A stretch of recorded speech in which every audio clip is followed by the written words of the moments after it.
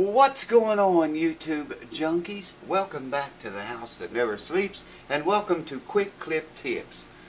To this day, I've never heard anyone say that 10 times fast in a row. Anyways, welcome back.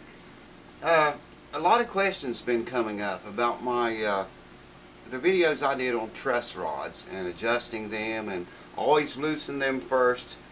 Even if it needs tightened, loosen it first, just to make sure it's broke loose. You know, it's not seized in there or anything bad. If it's seized in there, if it's been years since the truss rod had been adjusted or touched, and you put a wrench on there and try to tighten it, especially under string tension, you can snap that thing. I did it before, man, a lot of times, and I'm telling you from experience, loosen them first. And if you're going to tighten the truss rod, loosen it first and loosen your strings before you tighten it up. But the question been coming up a lot about, I mentioned in one of those truss rod videos about helping the truss rod, and that's seemed to have bothered a lot of people. Didn't know what I meant by that. So I want to show you today what I mean by helping the truss rod. I've got a electric guitar neck here from a Series 10 guitar. Thanks, Jesse. And still haven't got the thing together, but someday it'll probably happen. But anyways, helping the truss rod. There's the truss rod access. Let's say that I need to put more back bow in this truss rod, okay? This way. Not relief, back bow. It needs more. Let's say I've got a guitar here, electric, acoustic, it doesn't matter, and it needs more back bow in it, but the truss rod is really tight. Now, if you've never run onto this before, you work on enough guitars, you will. Eventually, you'll get a guitar and you'll need to tighten the truss rod up to get lesser relief or whatever, for whatever reason, and it's going to be really tight. So you can avoid maybe breaking that truss rod if you help the thing just a little bit. So I'm going to move the camera over here closer, and I'm going to show you how I go about doing that, how I help the truss rod, and it works like a dream. You won't want to miss this. I hope that's a good enough camera angle. It's really tight corners here. So maybe it'll be good enough so you can see what's going on. Okay, we want to put back bow in this neck. But the truss rod is, we're going to assume it is extremely tight. Okay? So what I do is I put a couple of pieces of leather on both ends. And then I put a little block on each piece of leather. And you want to put those blocks as far, you know, as near, close to the ends of the fretboard or neck as you can. And then I take an old 2x4 like this, put it right in the middle, and then take a clamp right in the very center of the neck. I need to scoot this 2x4 over a little bit. There we go. Try to put the clamp as near to the center of the neck as possible.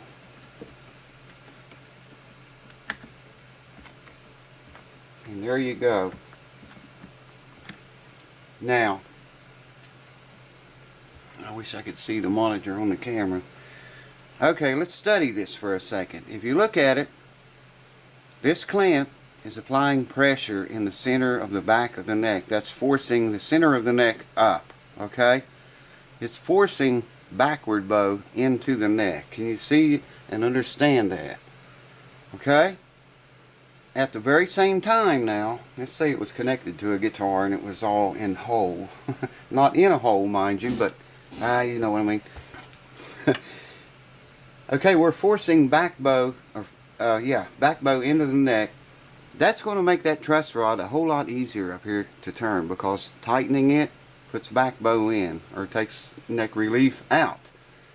And we're wanting the neck to go in this direction. See, I'm forcing the middle here upwards, forcing the ends here downward with the board and the leather to protect it. So by doing that, now I can take a wrench and should make that, it does make that truss rod turn a whole lot easier.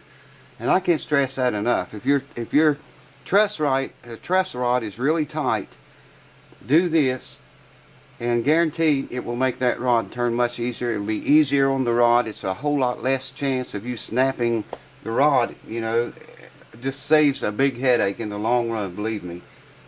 I have to do this a lot. I have to do it a lot. And it has never failed. Hold on. Once you have your truss rod tight up to where you think you need it, then you can very gently remove this crap. And if everything goes as planned, the truss rod will hold the neck in that position.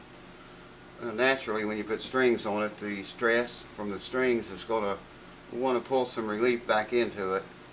But anyways, that's the way I do that. If the truss is really, really tight and hard to turn, hard to tighten, you're afraid it's going to break, help it, man. Help it. Put an old board, a 2x4, a couple of blocks and leather, and a clamp in the center of it, and it'll make it much easier job for your truss rod and way lesser chance of snapping that puppy. So I hope that clears up the questions that I've been getting in the PMs on Facebook about that. That's what I meant by helping the truss rod. And like I say, I've did this for years and it works. It makes enormous difference in you know, how tight the truss rod is. And it really eliminates a lot of problems of maybe snapping the head off of it. You know, a lot of things can go wrong if that rod is hard to turn. It shouldn't be hard to turn, but a lot of cases they are. And that right there will help you quite a lot, I think. Cheers to you. Quick click tips 10 times fast. Say it! Do it! Later. See you on the next one. Cheers.